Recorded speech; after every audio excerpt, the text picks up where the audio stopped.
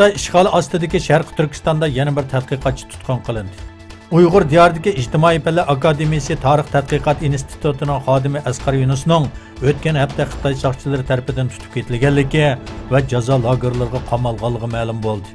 49 yoshli Asqar Yunusning tutilish sababi aniq emas. Xalqaro kechirim tashkiloti Birlashgan Davlatlar Tashkiloti Kishilik huquq komiteti Sharq Turkistondagi yig'ilish lagerlari haqida Xitoydan javob berishni talab qilish kerak degan temada bir bayonot e'lon qildi. Mazkur tashkilot 6 noyabrda o'tkazilgan Birlashgan Davlatlar Tashkiloti Kishilik huquq komiteti yig'inida Xitoyning Sharq Turkistondagi yig'ilish lagerlari haqida tushuntirish berish kerakligini ta'kidladi va lagerlarda 1 milliondan ortiq kishining tutib turilayotganligini bildirdi. Xitoy Amerika bilan savdo urushiga kirib, iqtisodining ish sur'ati osilgandan keyin Amerika bilan orasini tuzashni xohlaydiganligini bildirdi.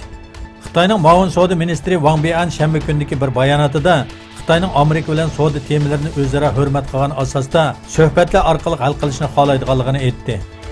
U muxbirlarning savollariga javob berganda Xitoyning tijoratda Amerika bilan barobar bir shaklda ep berishga tayyor ekanligini bildirdi.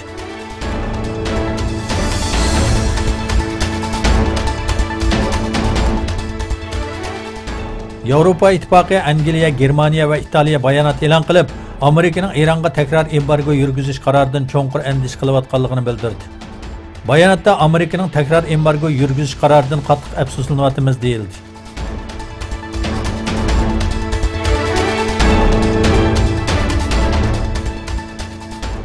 Avstraliyada hokimiyat beshidagi oshqon 10 birlashma hukumatning Birlashgan Davlatlar Tashkilotining ko'chmanlar kelishimiga qatnashmaydiganligini e'lon qilishi hukumat va davlat raisi Alexander Van der Bellen orasidagi talash-tortishga sabab bo'ldi.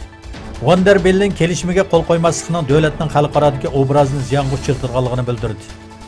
U Avstraliyaning Birlashgan Davlatlar boshchiligida nurg'un xalqaro organlarga sahib qilayotganligini ishorat qilib, bu sababli davlatning e'tiborini xavfga uchratmaslik kerakligini ta'kidladi.